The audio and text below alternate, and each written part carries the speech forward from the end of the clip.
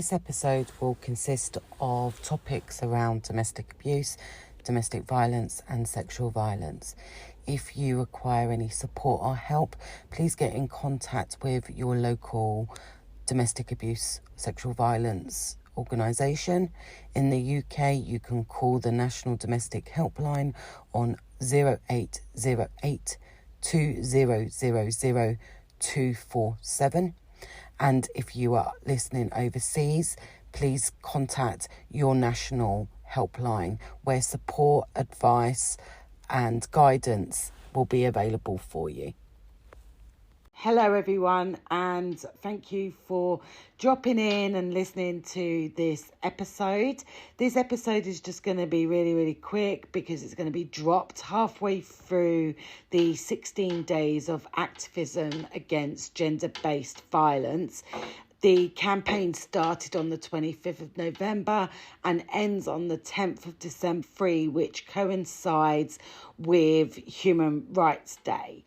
Ending violence against women and girls is possible for everybody. We need everybody on board, but only if we act together. In every country and every culture, there is more action that is needed to ensure that women and girls are safe, that they are living free of violence and coercion. I've just spent 2.5 years working in a hospital, highlighting domestic violence and sexual violence to the patients that are coming in. And what I know and what I have tried to educate my health colleagues on is that health has a massive physical, emotional, psychological and mental health impact on a human being, which can have a huge, long-lasting impact. I think that we need to bring the attention to highlight and respond to violence against women and girls as a public health, gender equality and a human rights issue.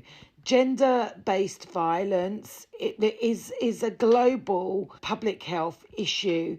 It remains, even in 2023, it affects 1 in 3 women globally, risks that will increase the violence against women and girls. Well, we're seeing one of those just playing out right now across our TV screens is with what's happening over in the Middle East.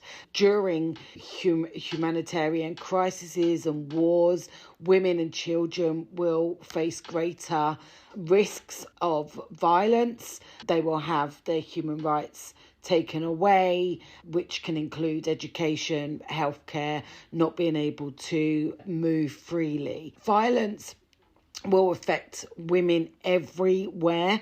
It doesn't matter what age or what class or what race that you may be. Anybody can experience violence. But women and girls in certain demographics, for example, those that have a disability, adolescent girls, older women, often face greater difficulty to having their voices heard and accessing support. People responding to violence, and still this is something that I battle on a daily basis and have to challenge on a daily basis, is victim blaming. Oh, it can't be that bad, she didn't leave. Why is she only reporting years after? All of that is victim blaming. It brings about shame for the victim. It doesn't matter what the victim wore or what they did, does not give another human the right to take somebody's life. I'm going for a run.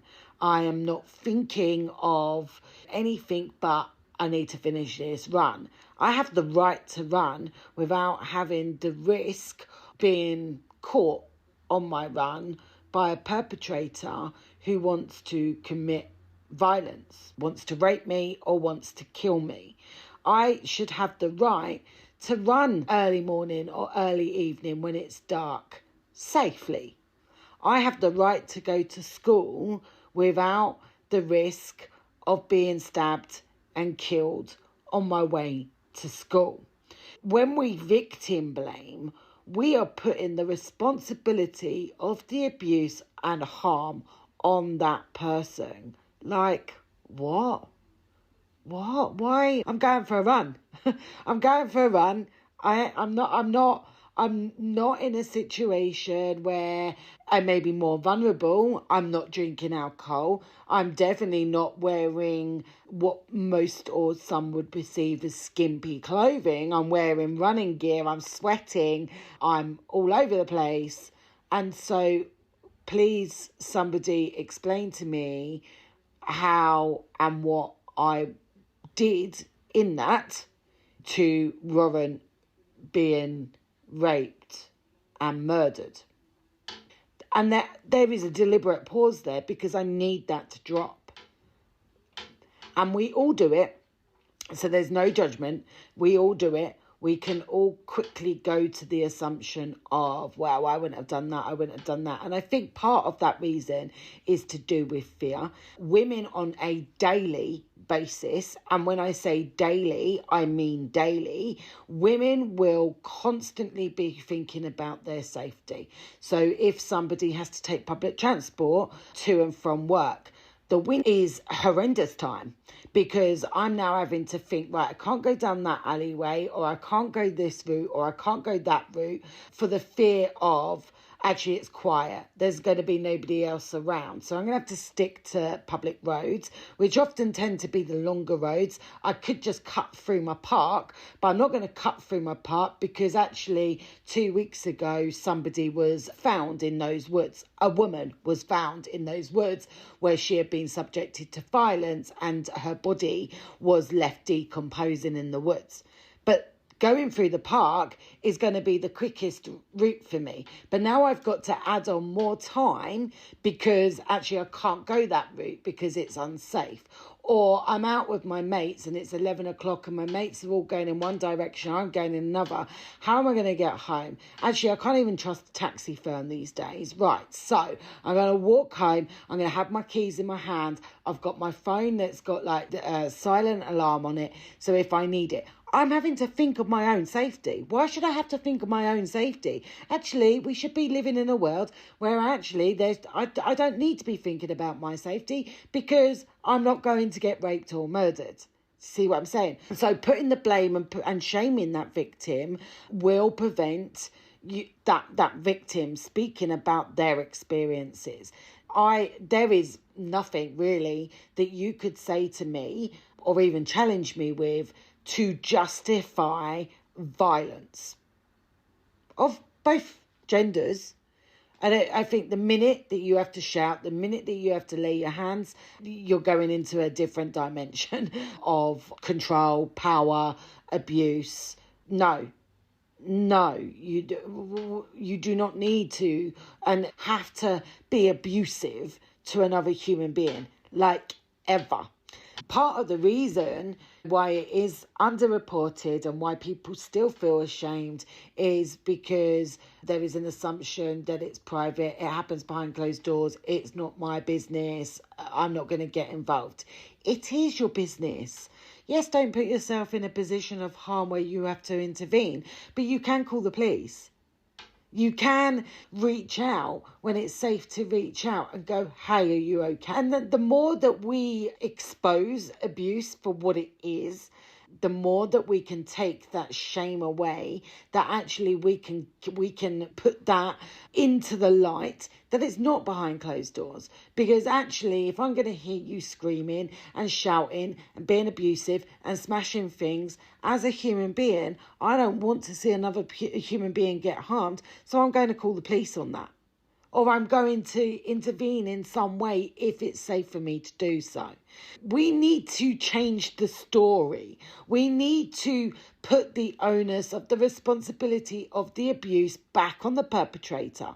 We need to constantly challenge when we see it in our workplaces, on social media, in headlines. We need to challenge the misogyny and the misogynistic headlines that we see, especially on social media, big companies, big media outlets don't like to be tagged into negative stories. So actually, if you're calling out The Guardian, the Daily Mail, whatever it may be, about their sexist, misogynistic language when we're talking about victims and where there is violence against that victim, then we start getting the message across society that there's something quite wrong with that. And we need to be making sure that women's voices are heard. Women and girls everywhere, in every part of the land and in every part of the globe, should be able to access help and support when they need it. And if they can do that, then maybe that may be a good way of trying to end the violence once and for all. Coming from the hospital perspective, health workers are often the first and sometimes only point of contact for women that are experiencing violence. Healthcare can provide compassionate care, be empathetic for those survivors, offering an ear, risk assessing, providing a medical examination, providing treatment, and doing referrals to the appropriate agency. The hospital that I've just come from, they invested quite heavily into the program of being able to offer support to victims of sexual and physical violence. Help can come in many forms, and we can all play a role in preventing violence against women and girls. If you're experiencing violence, please, you are not alone.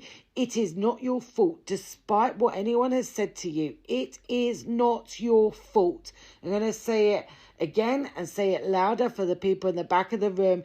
The abuse is not your fault. The abuse is a choice that has been made by the perpetrator, who could choose not to do that. This is not about something you did or said or acted. It is not your fault. It may be helpful for you, if it's safe to do so, to reach out to somebody that you trust. It could be a family member, it could be a friend, it could be a neighbour, it could be a complete stranger, it could be a support system, it could be refuge, it could be women's aid, it could be your local SARC. There is support out there. You go to a GP, seek support from a helpline or a specialist service. You are not alone. If you're concerned about somebody that's experiencing violence, as a friend, you've probably had 15, 20, 30, 50 conversations that have all been pretty much along the same line. Keep in touch, drop a text, let that person know that you're thinking about them.